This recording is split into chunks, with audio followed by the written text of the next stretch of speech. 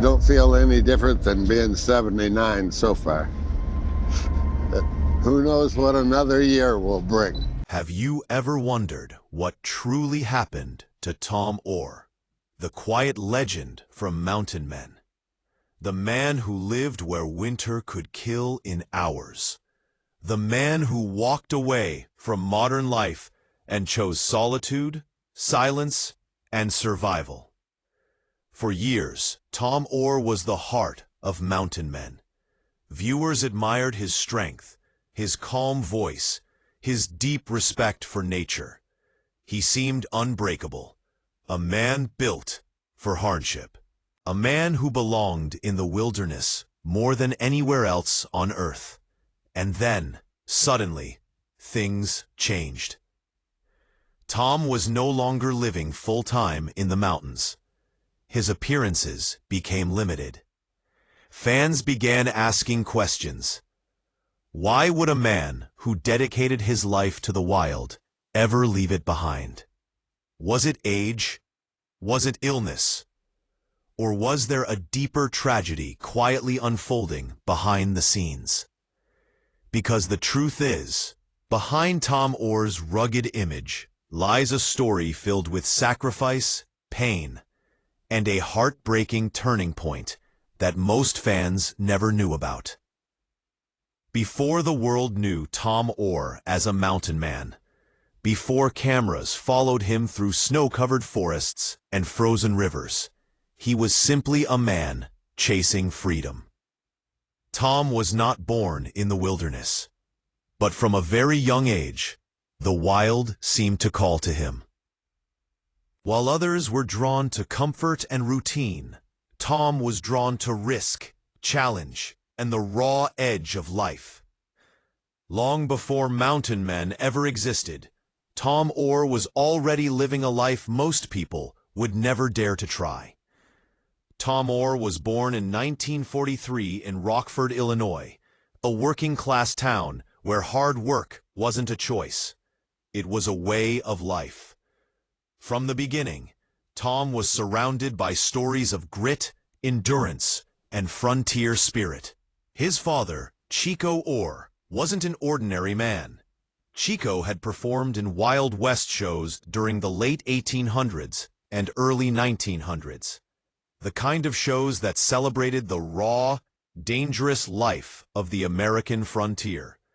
He later took part in the famous bucking horse sale of the 1920s, a legendary event tied deeply to rodeo history. That legacy left a powerful impression on young Tom. Frontier life wasn't something he read about in books. It lived in his home, his family stories, and his blood. By the time Tom was old enough to choose his own path, rodeo felt like destiny. As a young man, Tom became a professional bronc rider, traveling from town to town, arena to arena. Rodeo wasn't just a sport to him.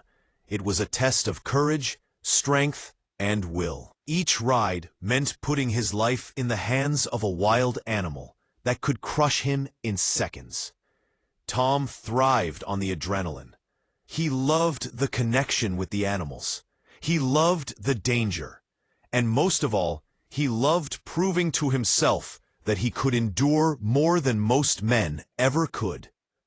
By the early 1960s, Tom had climbed the ranks of the International Rodeo Association. His name became known among riders and fans alike. He consistently placed high in competitions and often made it to the finals. Throughout the 1960s and 1970s, Tom traveled across the United States competing in rodeos. He ranked among the top 10 riders multiple times, earning a reputation for being fearless, disciplined, and quietly determined. But rodeo glory comes with a brutal cost. Every ride meant the risk of shattered bones, torn ligaments, and internal injuries. And Tom didn't escape that price. Over the years, he suffered countless falls and injuries that would have ended most careers. Bones broke, muscles tore, pain became a constant companion.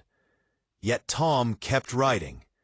He would get patched up, wrapped in tape, and climb back into the chute. That toughness earned him respect, but it also slowly destroyed his body. Deep down, Tom knew the truth. No matter how strong he was, nobody could take that punishment forever. He began to understand that rodeo had an expiration date. Then came February 14th, 1970, a day that would change Tom Oar's life forever. At 35 years old, Tom climbed into the chute to ride a massive bull known as Woolly Bugger. The atmosphere was tense. Bulls of that size were unpredictable and dangerous. As the gate opened, chaos erupted.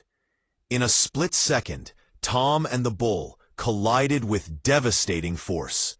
Their skulls struck each other, knocking Tom unconscious instantly. But the real horror was yet to come.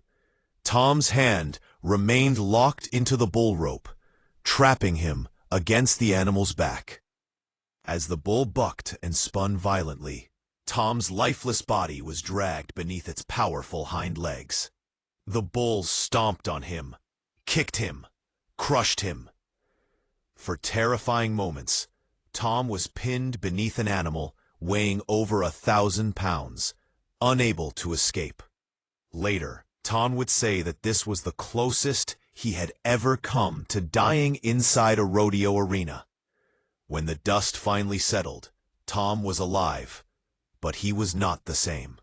The injuries from that ride followed him for the rest of his life. His rodeo career was effectively over. And suddenly, Tom was forced to face a terrifying question. If he wasn't a rodeo rider anymore, who was he? For many men, that kind of loss would have destroyed them. But for Tom Oar, it became the beginning of a new journey, one that would lead him far away from crowds, far away from noise, and deep into the mountains. Seeking peace and healing, Tom eventually found his way to Montana, where the wilderness offered something rodeo never could: silence. Together with his wife Nancy, Tom chose a life that was the complete opposite of fame. They built a cabin in the Yak Valley, one of the most remote regions in the continental United States. Winters were brutal. Supplies were scarce. Survival was never guaranteed. But for Tom, the mountains felt like home. There, he became a master tanner, crafting buckskin clothing by hand using traditional methods that had nearly been forgotten. He hunted, trapped, and lived off the land with a level of skill that bordered on legendary. Years later, when Mountain Men premiered, Tom Oar wasn't acting. He wasn't pretending. Cameras simply captured the life he had already been living for decades. To viewers, Tom seemed perfectly suited for that world. Calm, confident, content. But what fans didn't see was the lingering pain, the injuries that never healed, the wear and tear that followed him into old age. And eventually, the mountains began to take more than they gave. As the years passed, the physical cost of Tom Oar's life began to surface in ways that could no longer be ignored. The injuries he suffered during his rodeo days never truly healed. Decades of broken bones, crushed joints, and internal damage slowly caught up with him. The cold mountain winters made everything worse. Pain settled into his body like an unwelcome guest that refused to leave. Simple tasks, chopping wood, hauling supplies, walking long distances through snow, became increasingly difficult. Yet, Tom refused to complain. On Mountain Men, viewers still saw the same steady voice and calm presence. He continued to work, hunt, and tan hides. But behind the scenes, the struggle was real. As Tom aged, health problems began to stack up. Medical care was hours away from their remote cabin. Emergencies became more dangerous. Each winter carried more risk than the last. For a man who built his identity around self-reliance, the realization that his body was failing was devastating. Then came the moment that broke fans' hearts. Tom and Nancy made the impossible decision to leave their mountain home, at least part-time. Not because they wanted to, but because they had to. They relocated closer to civilization so Tom could receive proper medical care. It wasn't surrender. It was survival. For Tom Oar, stepping away from the wilderness felt like losing a piece of himself. The mountains weren't just where he lived. They were who he was. Fans noticed the change immediately. Tom appeared less frequently on the show. His time in the wild was shorter. The man who once faced winter without fear now had to face something far harder: his own limitations. And that is the true tragedy of Tom Oar. Not scandal, not mystery, not failure, but the quiet heartbreak of a man who gave everything to a way of life that eventually demanded more than his body could give. Today, Tom Oar is remembered not just as a television personality, but as a symbol of resilience, tradition, and authenticity. He lived honestly, he lived fiercely, and even when he was forced to step away from the mountains, he never stopped being a mountain man at heart. His story is a reminder that even the strongest lives are shaped by sacrifice, and that sometimes the hardest battles are the ones fought in silence. For a man like Tom Oar, the hardest battles were never loud. They weren't dramatic, and they were never shared publicly. They happened in silence. After stepping back from full-time life in the Yak Valley, Tom tried to hold on to the mountains in whatever ways he still could. Short visits, seasonal stays, moments of familiarity that reminded him of who he had always been. But each return carried a painful reminder. His body was no longer capable of keeping up with the life his heart still wanted. The mountains hadn't rejected him. His body had. For someone who spent decades relying on strength, endurance, and self-sufficiency, this was a crushing reality. Tom had survived wild animals, brutal winters, and near-death experiences in rodeo arenas. Yet time, slow, patient, unstoppable, was the one opponent he couldn't outwork. Nancy remained by his side through it all. Their relationship had always been built on partnership, not words.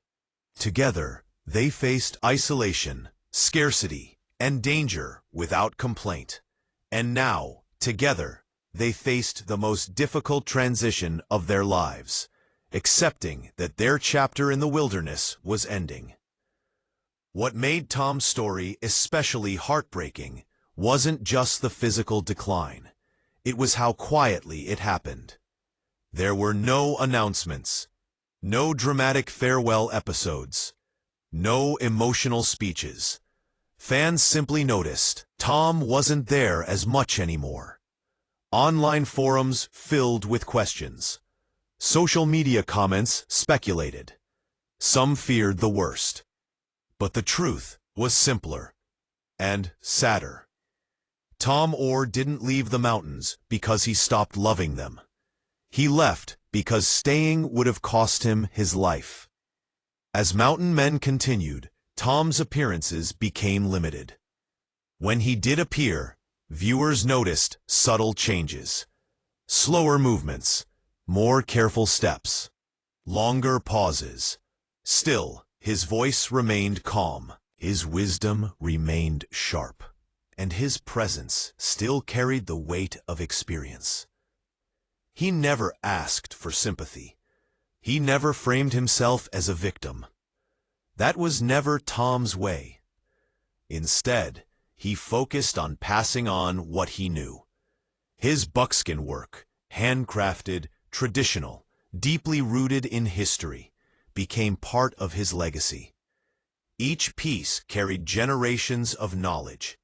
Each stitch was a connection to a disappearing world. In many ways, Tom Oar became something rare in modern television, a man who was exactly who he appeared to be. No persona, no exaggeration, no manufactured drama. What viewers saw was real, and that's why his story resonated so deeply. Tom represented something people felt they were losing: simplicity, honesty, and a life guided by skill instead of noise. Watching him wasn't just entertainment. It was a reminder that another way of living was possible. But even legends must face reality. As age and health continued to limit him, Tom's world grew smaller, not emotionally, but physically. The vast wilderness he once roamed freely became something he had to admire from a distance. That loss is difficult to explain to someone who has never lived that way. For Tom, the land wasn't scenery, it was identity. And letting go of it was like letting go of a part of himself. Still, Tom never expressed bitterness. He spoke with acceptance, not defeat, but understanding. He had lived the life fully. Few people could say that. Fewer still could say they lived it honestly. Today, Tom Oar stands as one of the most respected figures ever featured on Mountain Men. Not because of danger, not because of drama, but because of authenticity. His tragedy was never scandalous. It was human. A body that gave out before the spirit did. A life that demanded sacrifice until the very end. And in that quiet ending, there is something deeply powerful. Tom Oar didn't fade away chasing attention. He stepped back with dignity. And that may be the most mountain man thing of all. In the end, Tom Oar's story was never about survival alone. It was about meaning. Long after the cameras stopped rolling and the snow settled over the Yaak Valley, what remained wasn't the image of a man battling nature. It was the legacy of a life lived with intention. Tom never chased recognition. Fame came to him quietly, almost by accident. And when it did, it never changed who he was. That may be why his absence was felt so deeply. For viewers, Tom Oar represented something rare in modern television: authenticity without performance. He didn't speak in sound bites. He didn't exaggerate danger. He worked. He endured. He respected the land. Watching him felt like stepping into a slower, more honest world. As his time on Mountain Men faded, many fans began to understand something important. Tom wasn't leaving because he wanted a different life. He was leaving because the life he loved demanded more than any human body could give forever. That realization changed how people viewed his journey. Tom's decision to step back forced fans to confront a truth that is often ignored. Even the strongest individuals are not immune to time. Strength isn't just about pushing forward. Sometimes it's about knowing when to stop. For Tom, that choice wasn't weakness. It was wisdom. The buckskin clothing he crafted by hand continues to tell his story. Each piece carries the marks of patience, discipline, and tradition. In a world driven by speed and convenience, Tom chose the long way, the harder way, and through that choice, he preserved skills that might otherwise have disappeared. Those who met him in person often described the same thing. He was quiet, humble, unimpressed by his own reputation. He spoke with respect for animals, for nature, for people who worked with their hands. There was no ego in him, only experience. That is what makes his story endure. Tom Oar didn't build his legacy by conquering the wilderness. He built it by living in balance with it. He understood its dangers, respected its limits, and accepted its consequences. When his body could no longer keep up, he didn't fight the truth. He listened to it, and that may be the hardest lesson of all. Today, Tom's presence lives on, through reruns, through the stories fans share, and through the quiet influence he left behind. For many, he inspired a reevaluation of what success looks like. Not money, not fame, but self-reliance, purpose, and honesty. His life reminds us that tragedy doesn't always arrive with chaos. Sometimes it arrives softly, in the form of acceptance. Tom Oar gave everything to the life he chose, and when the time came, he let it go with dignity. That kind of ending doesn't make headlines, but it leaves something deeper behind. Respect, admiration, and a story that will continue to resonate long after the final episode fades to black. In a world constantly chasing more, Tom Oar showed what it means to live with enough.